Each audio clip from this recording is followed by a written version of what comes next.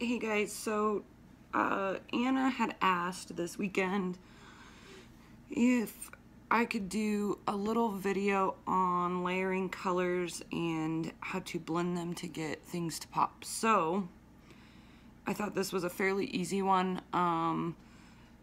Right now at home, Addie and I are doing a little project that involves circles, and I've got all of them colored in different ways using some reds and pinks, purples, blues, greens, and essentially what I'm doing to get this look is layering color, and then I'm using Gamsol just to blend it. I think it's going to show up backwards in the video just because of the way I'm using it. Gamsol in these little blending nubs, which I usually don't like. I've used Gamsol with a paintbrush as well, but for these little circles, these have been working out pretty good for me. So I am going to do a couple of these circles just to kind of show you guys what I'm doing. I'm using my Prismacolor pencils, and I don't know if any of you've got the 150 pack, but usually in a tray you'll notice that they go from kind of the darker into the lighter. So when I picked colors, I'd pick one from the far dark, one kind of in the middle, and then one on the far light, just to get a nice color variation in there. So that's what I did with all of these. So for my blues, I've got cerulean blue, electric blue, and then sky blue light. For purples, I love this dahlia purple with this lavender, and then I've got just a grayed lavender. Those work great together. Here I've got peacock green, grass green, and then sap green light. For the red, I'm using 4 colors, mainly just because the circle's a lot bigger. So I've got crimson lake, crimson red, rose, and deco pink. So those are kind of the color variations that I've used. Some other light colors that I like, there's like a Kelly green, I think one's called lilac, the deco yellow. Those are all lighter colors that really help kind of pull everything together. So I'm just gonna do this little blue, I'm gonna do this circle here blue and just kind of show you. So you can go light to dark or dark to light. I tend to go dark to light. I try to do these videos fairly quick. I don't think this one's going to be under the 5-minute mark. So I always go around and outline whatever I'm doing with my darkest color wherever I want it, just so that it doesn't look kind of scratchy or missing areas colored. This also kind of just helps pull color a little bit as well.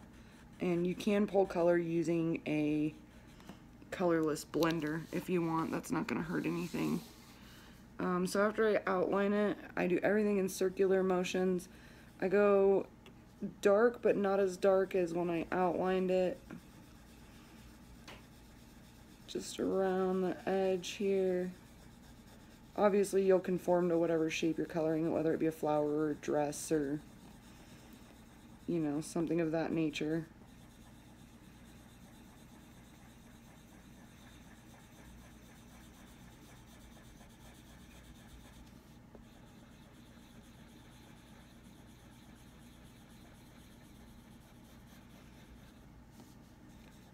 And after I go around once, I go around one more time with the same dark, just really light.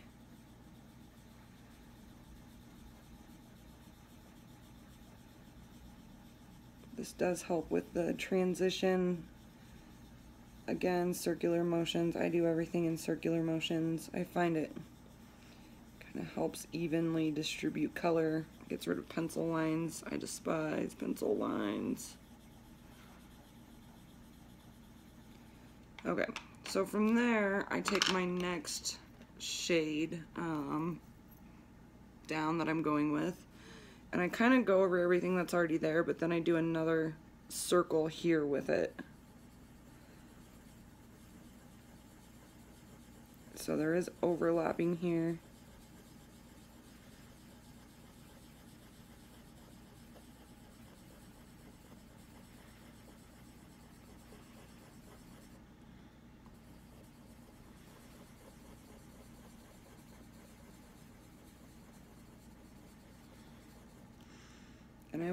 use this color into the darker areas as well. I'm not always as neat with it, but I will go into it. Again, just building color up so that you can kind of blend it all together.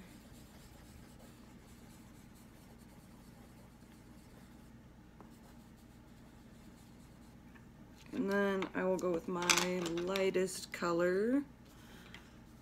And I tend to put it on pretty thick in the center or where it's going, just so that it doesn't get kind of overwhelmed by the other colors.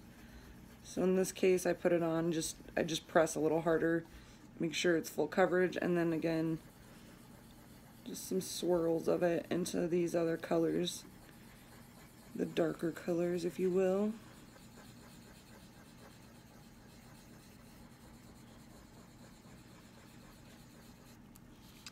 And from there, I'm going to take some of my Gamsol. I'm just going to pour a little bit here in my lid to dip it. And my blending stump.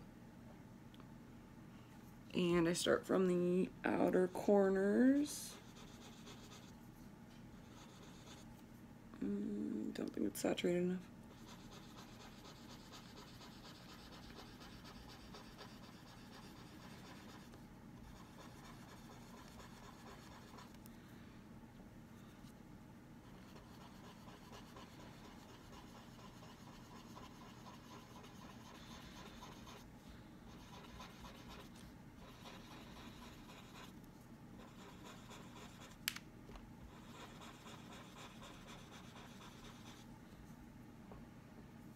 And once you go around there, then you're going to overlap into your other colors. If you don't do a little bit of overlapping, I've found you end up with kind of a line that shows where you went from one color to the next still. Just make sure you're still pulling from the, previous round that you went through.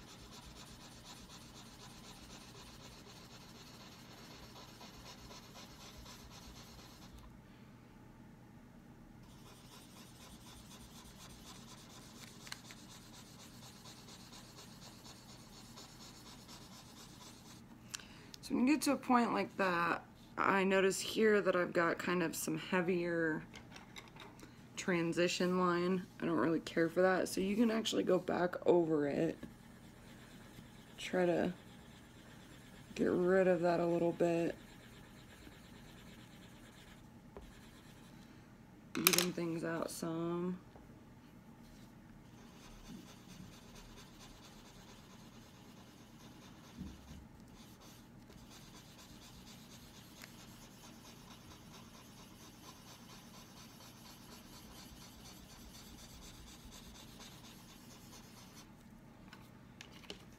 Still not really happy with that. Trying not to drag this out too much for you guys. I don't really like the hard lines though that you can see.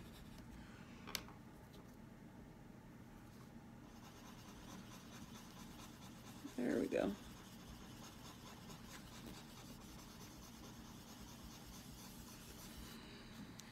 So yeah, that's how I do that. And sometimes you won't have to layer more on there, sometimes you will. It's kind of just something to play around with. I will say doing this with a colorless blender does take a little bit more time. It's not as quick as the Gamsol, but it's definitely possible. So yeah, just play with your color combinations from dark to light or light to dark and see what you come up with. Happy coloring!